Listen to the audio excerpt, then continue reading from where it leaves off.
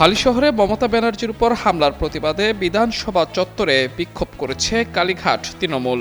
সেই বিক্ষোভে সামিল হয়েছেন ঋতব্রত শিবিরের ৩ তৃণমূল বিধায়কও। তারা হলেন মেটিয়াবুরুজের বিধায়ক আব্দুল খালেক মোল্লা, বসিরহাটের বিধায়ক তৌসিফুর রহমান এবং বারুইপুর পূর্বের বিধায়ক বিভাস সর্দার।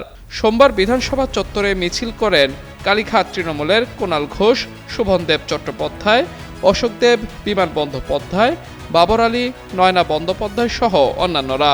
এ সময় তারা মমতার উপর হামলাকারীদের গ্রেফতারের দাবি জানান। বলেন, যারা হামলা করেছে তাদের সরকার মদদ দিচ্ছে, ভয় দেখিয়ে মমতা ব্যানার্জিকে থামানো যাবে না। বিক্ষোভে বসিরহাটের বিধায়ক তৌসিফুর বলেন, মমতাদির ছবি ছাড়া ৫০০ ভোটও পেতাম না। এ সময় তিনি দলের প্রতীকে নির্বাচিত প্রত্যেক বিধায়কের প্রতিবাদে সামিল হওয়া উচিত বলে মন্তব্য করেন। এদিকে মমতার উপর হামলার প্রতিবাদে সোমবার পশ্চিমবঙ্গের বিভিন্ন স্থানে বিক্ষোভ করে কালীঘাট তৃণমূল। এ সময় অন্তত ৩০ জনকে গ্রেফতার করে পুলিশ।